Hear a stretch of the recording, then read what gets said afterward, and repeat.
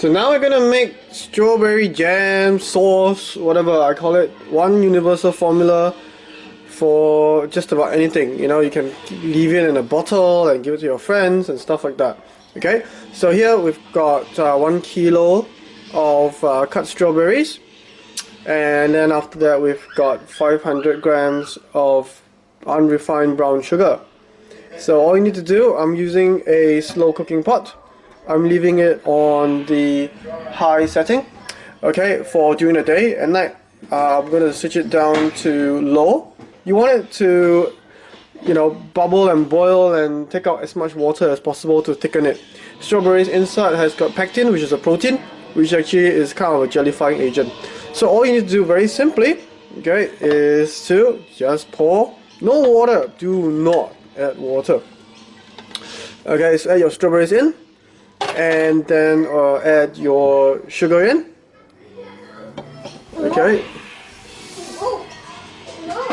leave it alone, and from time to time you stir it. If you do not have a slow cooker, you can use a those kind of glazed pans, which is, you know, like kind of a non-stick pot or pan, much like this here. So yeah, these are all those non-stick new technology from Korea. So you can use this as well. But I like to do slow cooking today, and I'm gonna leave it overnight.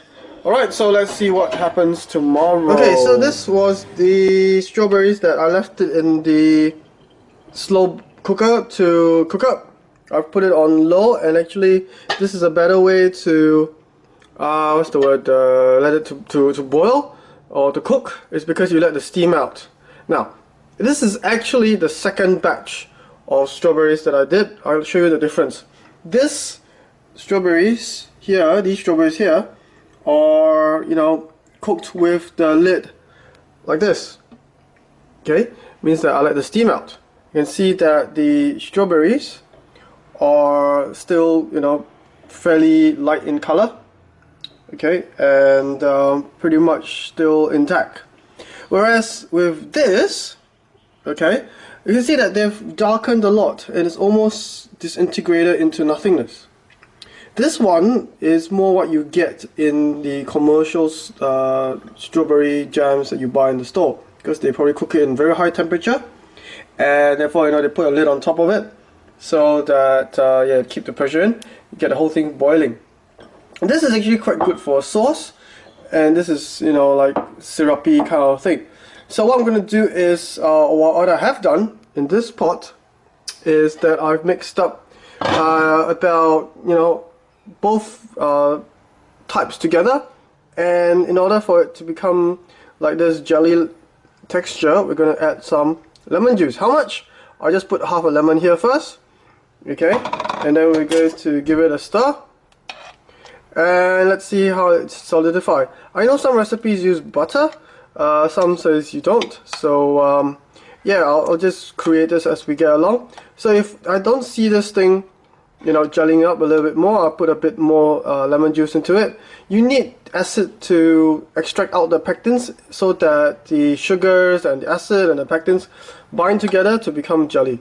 So I'm going to leave this here for a little while. I've added about 1 whole lemon juice, and yeah, just leave it on high, okay, and in order to test whether it works or not, meaning that whether, you know, the jam is coming to what it's supposed to be, okay, you put a little bit of this on a cold or cool plate, okay, and let it cool down. So you can see that it's not very runny. Okay, of course this big drop, you know, it's heavy, so it will run, but it's fairly slow. So that means that it's thickening up. And yeah, so see, it's really sticky.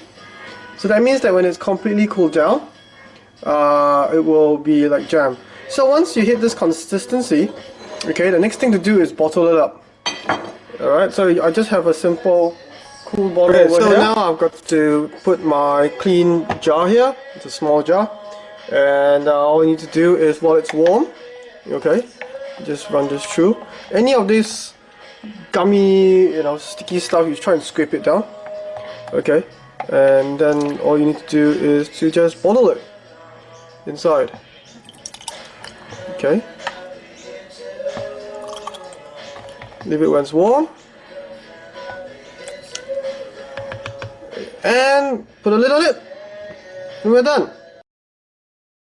Okay, so we're going to see what happens to this jam after a couple of days in the fridge, if it really comes out to be like jam.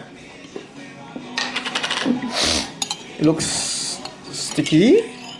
Okay, but it's not jammy. It looks like, just looks syrup looking. Okay, I'm going to take 1 teaspoon out.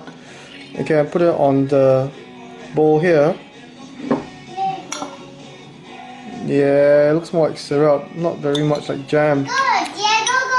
Maybe because I didn't, put it in high heat to boil it. Probably that's why it didn't stick. You should, like most how jams are, to have it all really sticky. But nonetheless, it's not an issue. We are going to improvise this recipe to do something else. So let's bring out the cup. Okay, let's bring out soda water. Right, we're going to put, our, instead of calling it jam now, it's called syrup. And, okay, have this syrup, add some more. Okay, I'm just going to pour a liberal amount, quite liberal. Okay, just about, like maybe, yeah, about, the thumbnail size. And we're going to pour soda water into it. So this, you can of course make it alcoholic by putting in vodka or rum. Okay, and then just give it a stir. You were Marshall! Not bad, eh? Okay, so you got Italian soda, just like this. Homemade strawberry Italian soda. So too bad we didn't end up with a jam. At least we've got syrup for soda water or even for dips.